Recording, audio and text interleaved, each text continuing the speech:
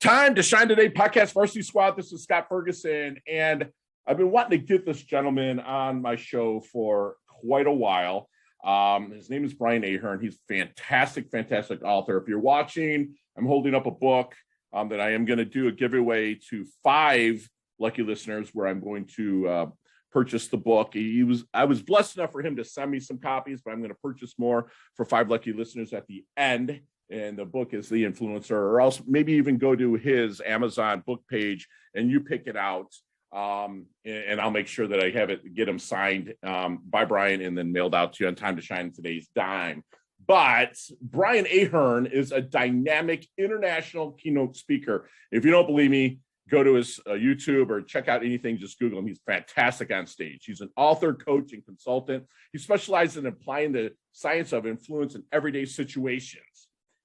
Brian is the only one of a dozen in the world certified to teach ethical influence on behalf of Dr. Robert Cialdini, the most cited living psychologist on the subject. And again, I read his book, and I'm going to I have books out there that I do 5-year reads, and it's something like books like The Go-Giver by Bob Berg, which that's who I thought about. My neighbor here, Bob Berg, if you're listening out there, brother. It just was right in that round with Bob Berg, Mitch Albom, Andy Andrews. It's just fantastic. It's such a fun read. I actually felt myself in the character as well. And Brian, thank you so much for coming on. Please introduce yourself to Time to Shine Today podcast Varsity Squad. But first, what's your favorite color and why?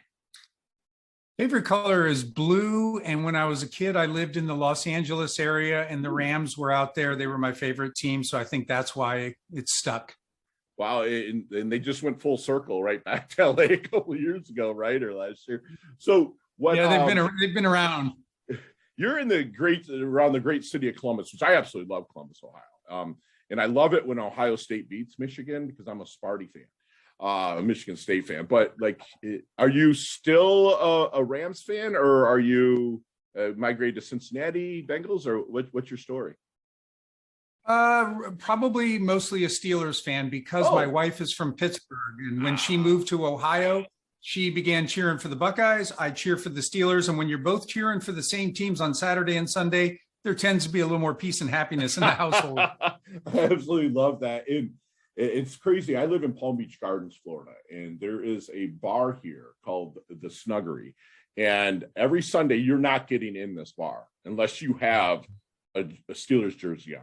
And I'm not even kidding, man. I'm going to take a picture of it one of these Sundays when the season and send it to you because you're like, what? It's crazy. Huge Steelers. There's a huge Steelers following here in this area of Florida as well. So you guys will be right at home when you guys get that. I love it. Get on the flight this winter. Yeah, absolutely. So Brian, let's get to a little bit of because when I'm reading the book, The Influencer, it was like, man, he's had to have walked in a lot of these steps in whatnot, and you were mentored by people as well. You put that in the acknowledgments at the end, which was fantastic. Thank you for doing that for those. But can you get us to a little bit of the base, maybe the origins of where you started and how you're leveled up to be one of only a dozen of Dr. Cialdini's students, if you will, to teach? Sure. Well, I started my insurance career with Travelers Insurance right out of college, knew nothing about insurance, but it sounded like a good job. And it was in Columbus where I was from. Took the job, really found out it's a great industry because if they do their job well, you really end up helping people. But I started morphing into the sales area, and I came across Robert Cialdini's work on influence. And I realized right away, it's the underpinning of all selling. The psychology that he talks about explains why certain approaches work and why certain ones don't. And I was so intrigued by it, I began to utilize it in everything that I was doing at work. And by fate, ended up meeting Dr. Cialdini. And then back in 2008, went through his certification process to begin to teach his methodology. And I knew at that point, Scott, that I was going to, whenever I was going to leave the insurance industry, it's what I would do with the rest of my life. And 3.5 years ago, I left, and now I spend all my time teaching people, coaching, consulting around the psychology of persuasion, or the science of influence, it's also known as. I love it. And so what makes his teachings the science of influence and whatnot different than maybe others? Maybe help them stand out or level up from there. Well, when you talk about psychology, it's a huge field. And so he narrowed it down specifically to influence. And what is it that causes one person to say yes to another? So his approach differed in that he realized if he really wanted to understand this, he needed to get out of the confines of just the university and some of the experimentation they did there. So he took a 3-year hiatus and he went out into the real world and got selling cars, electronics, making calls to sell family portraits, because he wanted to first learn from the training programs, and second, from the people who really excelled. And after the 3-year period, he stepped back and he looked at everything that he had learned, combined it with his academic background, and said, you know what? There are basically 6, and he coined the term, principles of persuasion that make it easier for people to say yes. And so that was the framework that really set him apart from other people. And I think he wrote about it in a way that people could go, oh, I get it. I understand this. And so over the last 30 plus years, he's become the most well-known in the field of influence and persuasion. What are the 6 principles, if you're allowed to share those? Sure. There's a principle of liking. It's easier for us to say yes to those we know and like. Reciprocity. We feel a natural obligation to give back to people who first give to us. Consensus, or social proof. We are heavily inclined to follow the lead of many other people. We've got a herd instinct.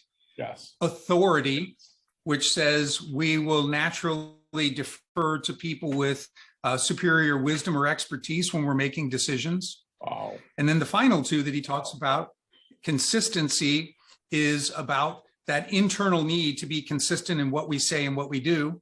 And the final one was scarcity. We value things more when we think they're rare or going away. Wow. And those are so, it's beautiful. And in the book, The Influencer, you really covered it. What I loved about it, Brian, is that you covered it without being educational. You did it in the conversation. There's an art form to that. And thank you for doing that, man.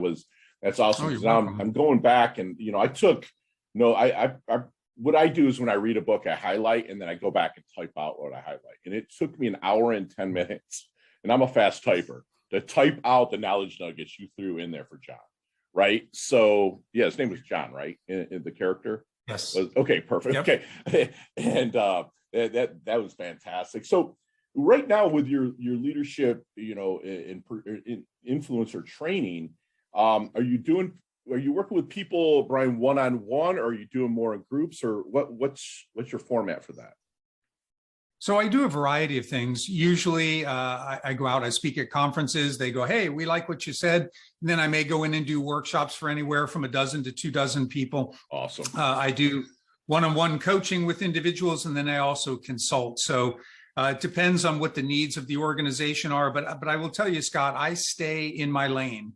For example, I had a potential client who said, well, we're really looking for someone to help us build a sales process. And I said, that's not my expertise. I know people, I'll make referrals, but once you get your process, I can help you maximize it by incorporating the psychology. So I try to stay very tight in that lane, but anything that revolves around it, I'm your man. I love that you do that. And because again, the smartest person in the room really is someone that can refer out what they don't know, right? And they can grow from there.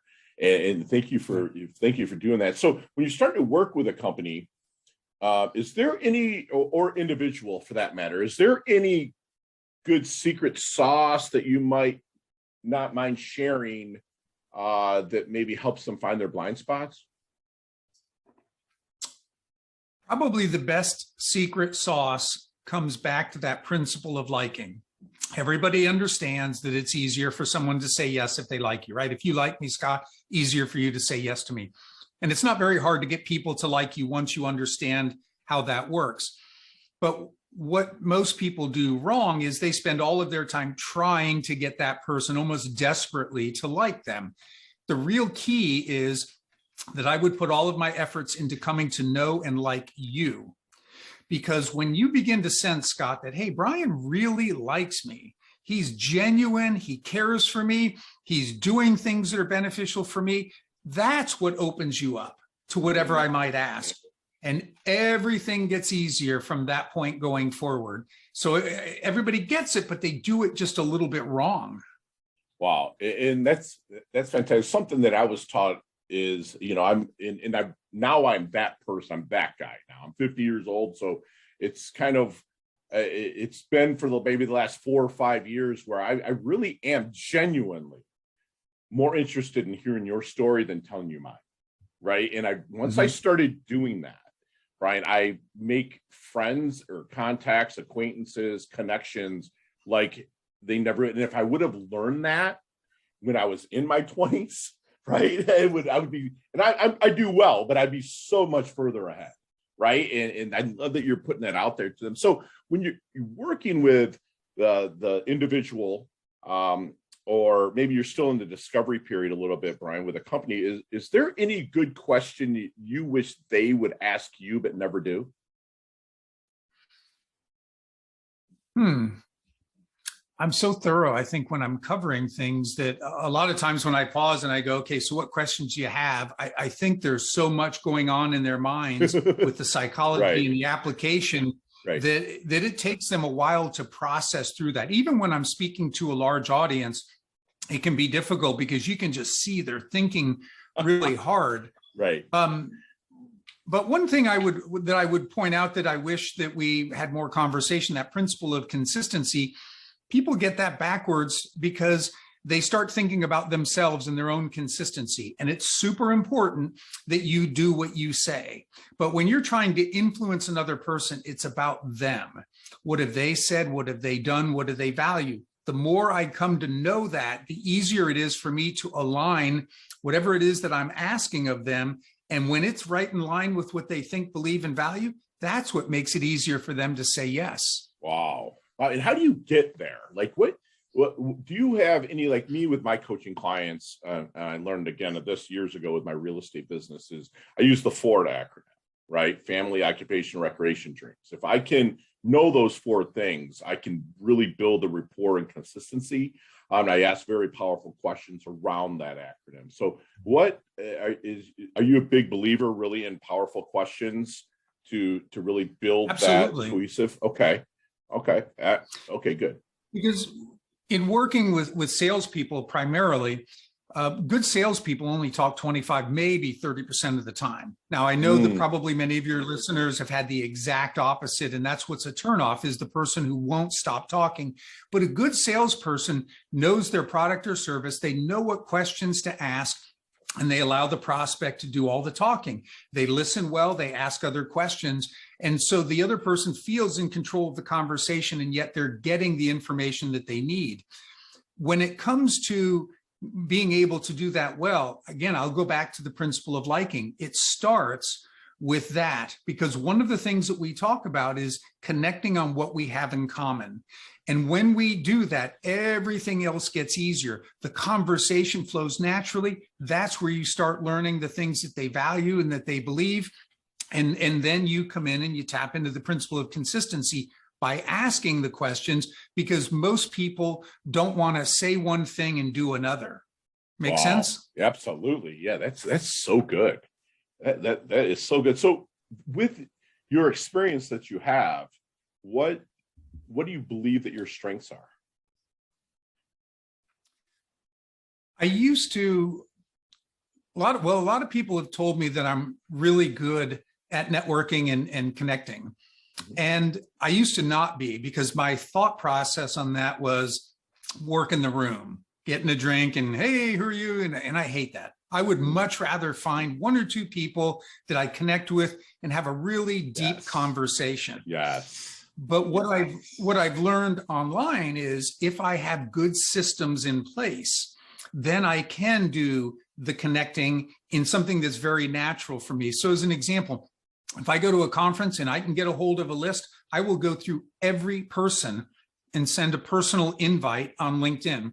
And I will then send a personal response back to them. That starts generating some conversation. It opens up opportunities as I travel to meet these people. So that for me has become a real strength but not in the way that most people think of networking.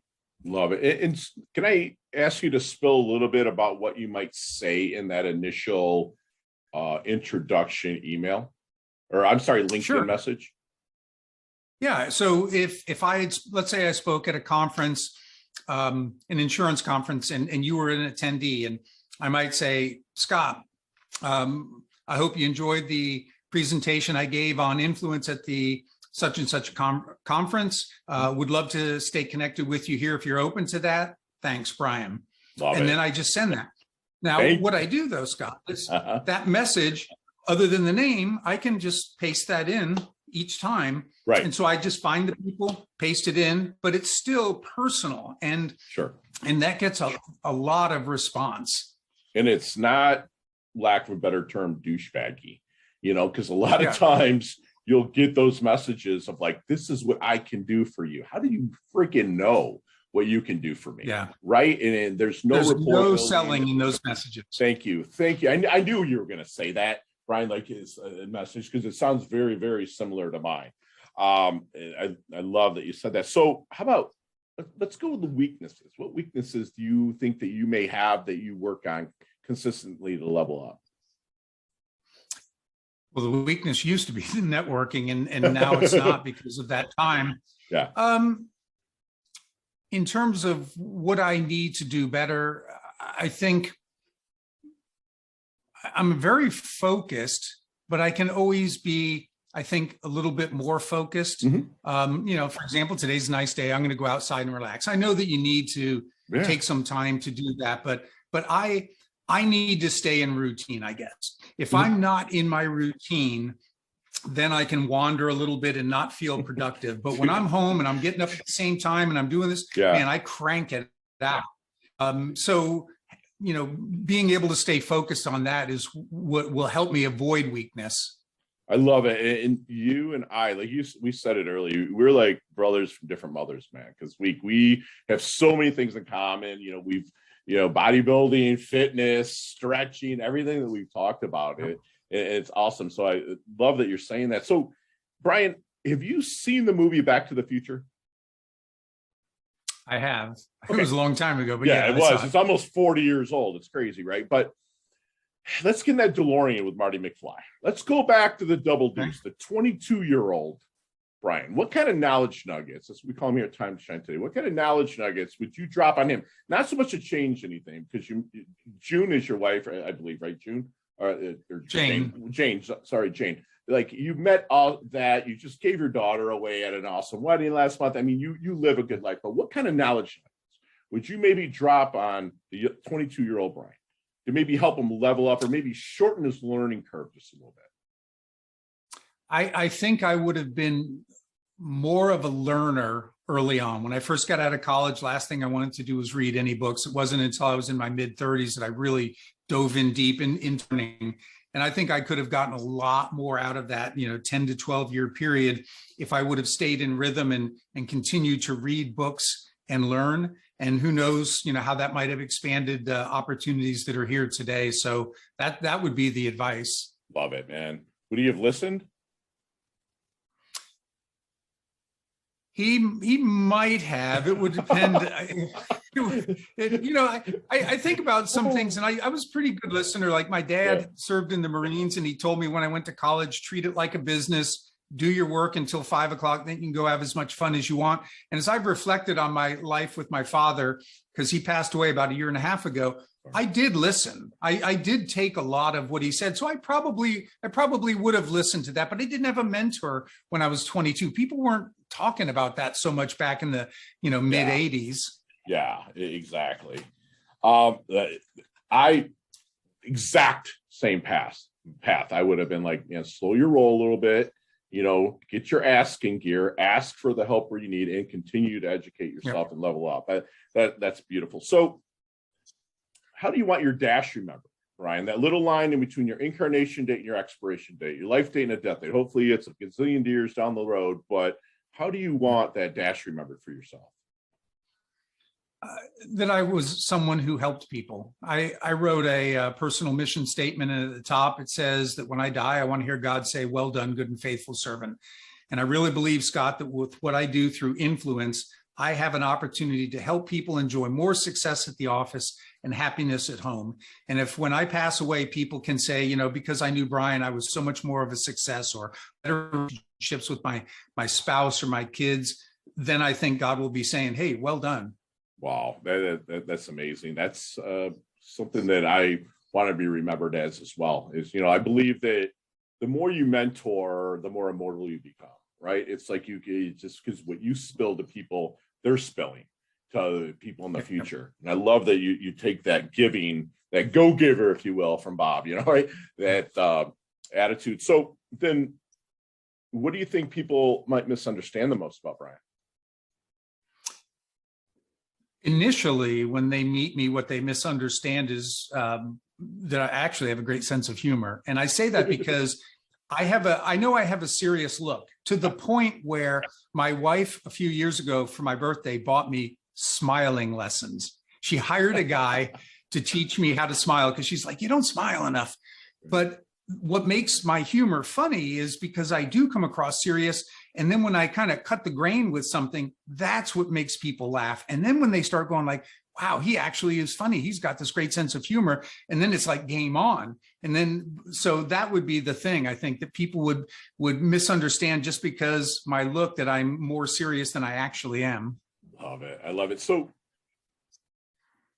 I'm the same way. I had to get somebody that they said, Fergie, you look like you just drank vinegar or something, because I would have this hard look, and I'm like, man, that's not me. I'm from the Midwest. I like to give hugs, and when I meet people, but the initial, I'm 6'1", I'm 260. I'm not that little of a dude. So when I walk in, people, and I have that pissy look, they can come like, oh, he's a bully in a sense, right? And I'm like, I'm not. I'm the first person to give you a hug and love on you, man.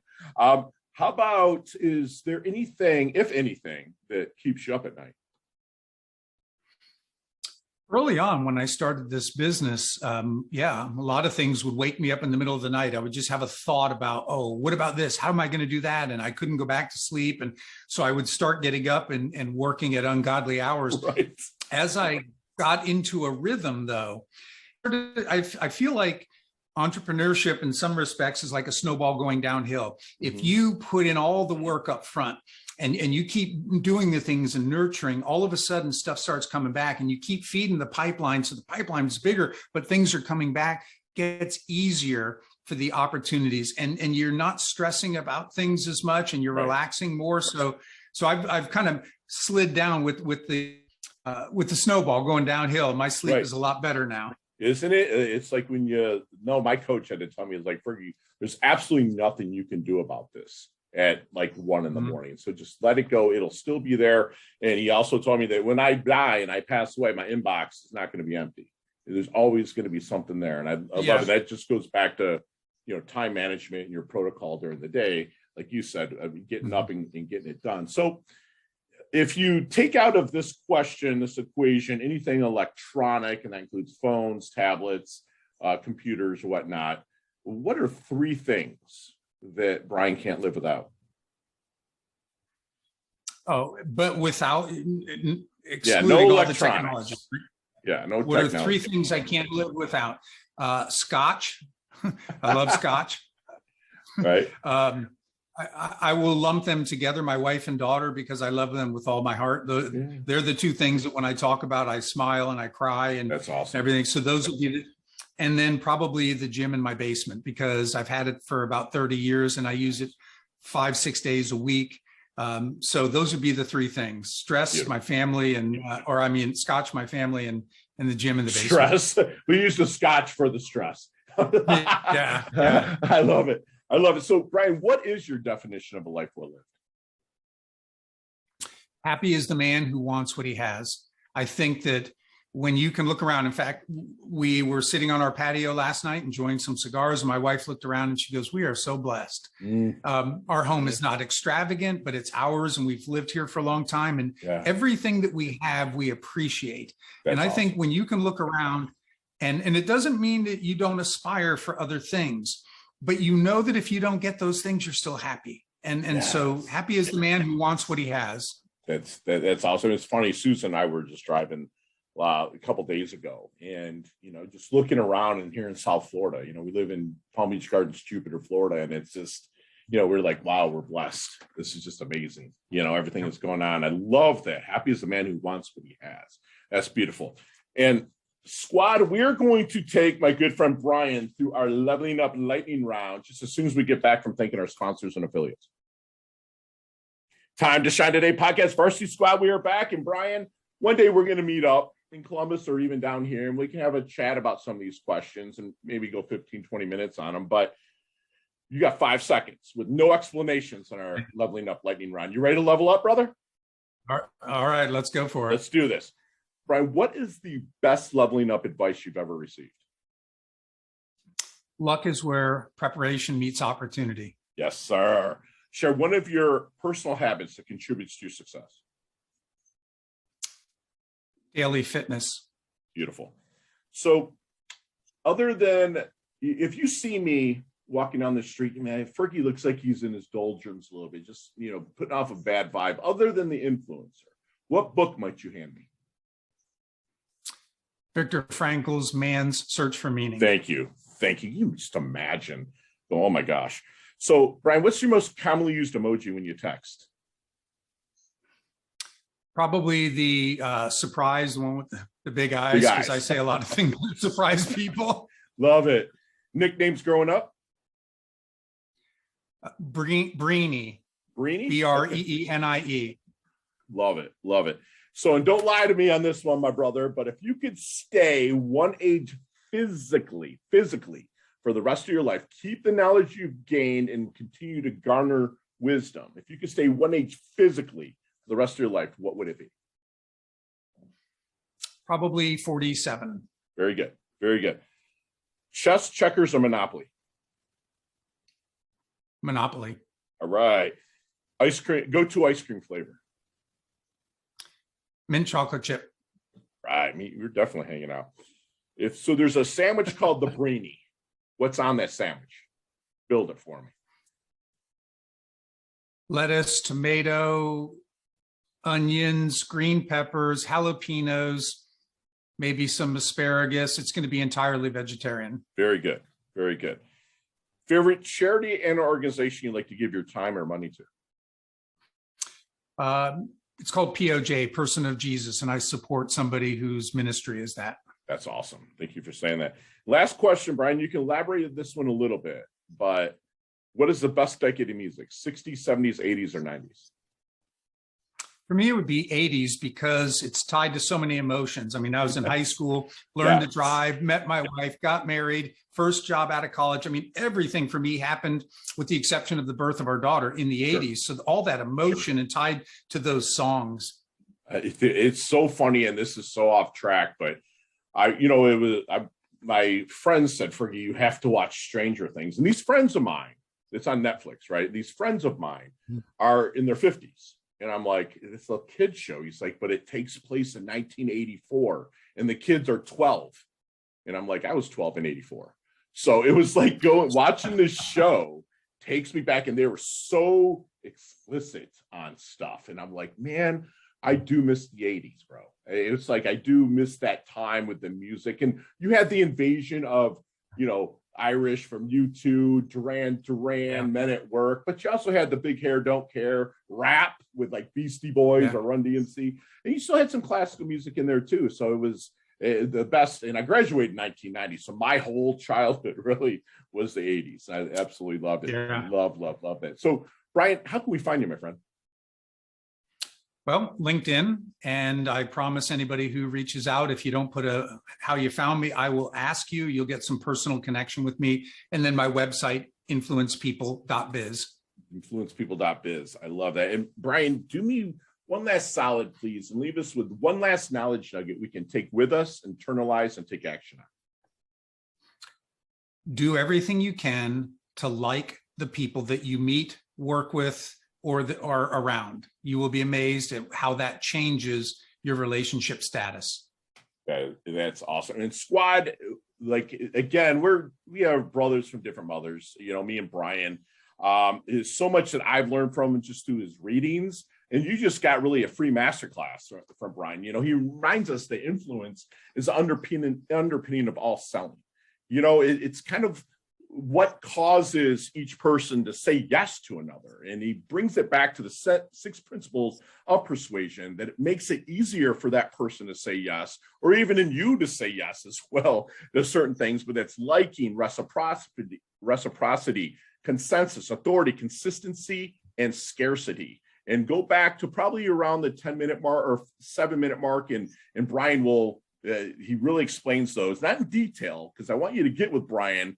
You know, if you make a warm introduction to Brian, if you're looking to level up your skills, you know, a good coach really maintains his lane.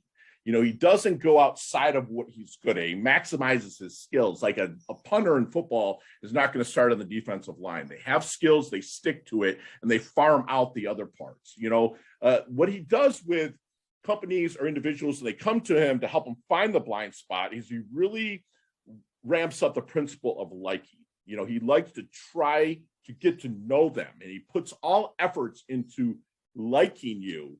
And he's more interested really in your story than he is in telling you about his. You know, he says that, you know, 30%, you know, good salespeople only talk 30% of the time. You know, they really want to get to know the person that they're selling to, because they want to build that relationship, that rapport, you know. And if you can connect on things that you have in common, everything gets easier. The conversation flow does. And then you can really build a relationship, or maybe even a friendship. You know, he would tell his younger self, and he would tell himself even now, to consistently be a learner and educate yourself and get your asking gear, like my good friend Leah Woodford would say, if you don't know something. And he's such a mentor through his writings, and also to the people that he comes across in life. And again, I said it before, but the more you mentor, the more immortal you become. You know, he's a true helper. He's planting trees that he's never going to sit in the shade of. And when he's done, he wants God to tell him that he's well done, that he's lived a loving and faithful life. You know, and he reminds us, I love this quote, is happy is the man who wants what he has. You know, it's okay to want more and to go after it, but be really at peace and grateful for what you have now.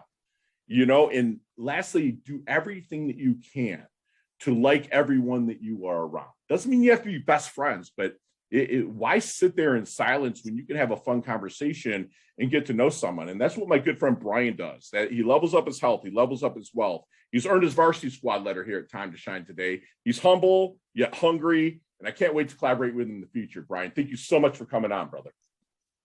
It was my pleasure, Scott. Thank you for having me. You bet. We'll chat soon. Bye now.